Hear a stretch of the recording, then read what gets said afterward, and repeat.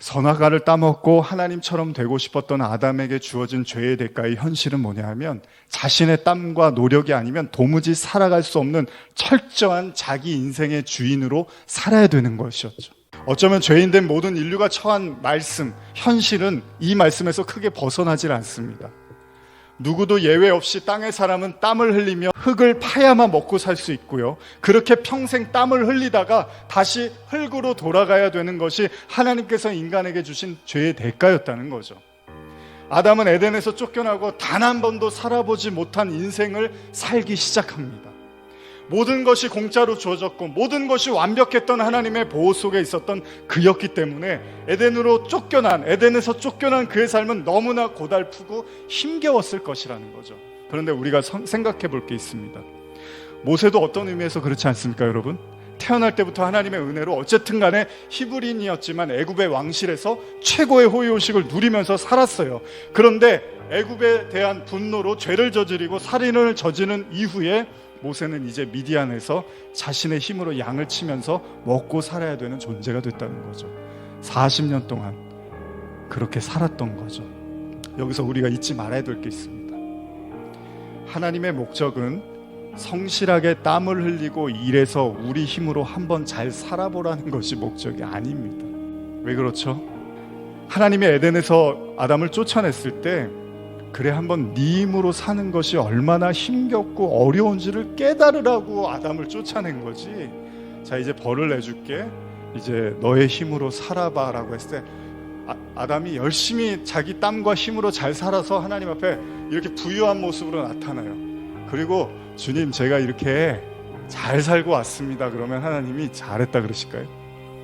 이게 잘 나타나 있는 게 탕자의 비유죠.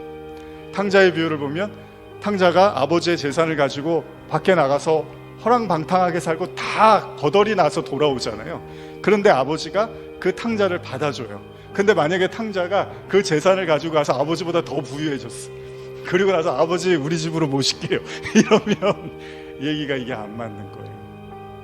왜 그가 거덜나고 나서 아버지가 기쁨으로 그를 맞이해 주셨냐 하면, 그래 네 힘으로는 못 살아, 아버지와 함께 하는 거야 라는 걸 가르쳐 주려고 그 탕자의 비유를 우리에게 주신 거지, 허랑방탕해서 나가서 이렇게 돈 쓰고 술 마시고 못된 짓 했다는 거, 그게 교훈이 아닙니다. 탕자의 비유의 교훈은 그렇게 혼자서 나가면 못 살아 라고 이야기하시는 거죠.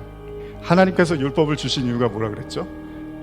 바울이 말하죠. 로마서에서 모든 율법을 어떤 인간도 지킬 수 없는 것을 깨달으라고 로마서 7장에서 율법을 줬다고 하잖아요. 근데 이스라엘 백성들은 율법을 다 지켰다고 하잖아요. 여기서 이제 나눠진다고 제가 말씀을 했죠. 하나님이 아담을 에덴에서 쫓아내신 이유는 인간의 힘으로만은 땅을 살기가 역부족이라는 걸 깨달으라는 것이었습니다.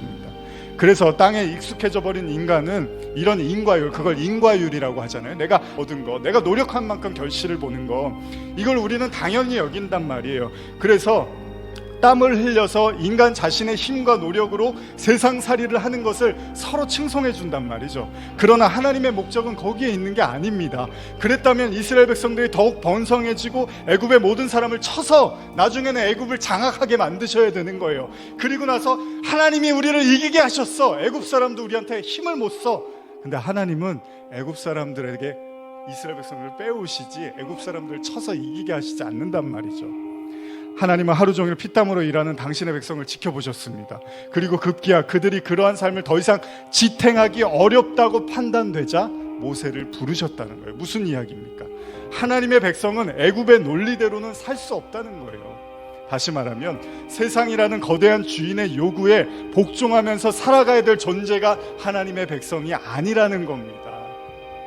하나님의 백성의 목적은 피땀을 흘려서 애굽을 점령하고 나아가서는 전 세계를 점령하여 그들의 힘이 얼마나 강하고 센지를 보여주는 데 있는 게 아닙니다. 그런데 이걸 믿음으로 알고 있는 사람들이 전 세계에 너무나 많아요.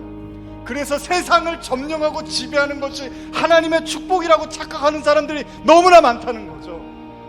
하나님은 그 논리로 우리에게 살라고 말씀하시는 게 아니라는 겁니다. 하나님은 에덴의 삶을 다시 기억하고 그 에덴의 삶으로 돌아가라는 것으로 땅을 우리에게 주셨다는 거죠. 그래서 하나님은 애굽에 종살이했던 당신의 백성을 어떻게 합니까? 광야로 끌어내는 거예요. 왜? 광야에서는 할 일이 없거든요. 애굽에서는 매일 일했어야 돼요. 아침부터 저녁까지 일하는 것밖에는 없었어요. 그리고 고기 주고 뭐 양념 주고 이러면 그거 먹고서 밤에 좋아하는 거예요. 그게 애굽살이었는데 하나님이 광야로 딱 끌어냈는데 광야에는 뭐가 있냐 하면 먼지만 있고 모래만 있고 바람만 있는 거예요. 아무것도 없는 곳으로 이스라엘 백성을 끌어내는 거죠. 그곳에서 하나님은 그들에게 어떻게 하죠? 먹을 거 주고 입을 거 주고 잠자리 주고 적군의 공격으로부터 지켜주는 거죠.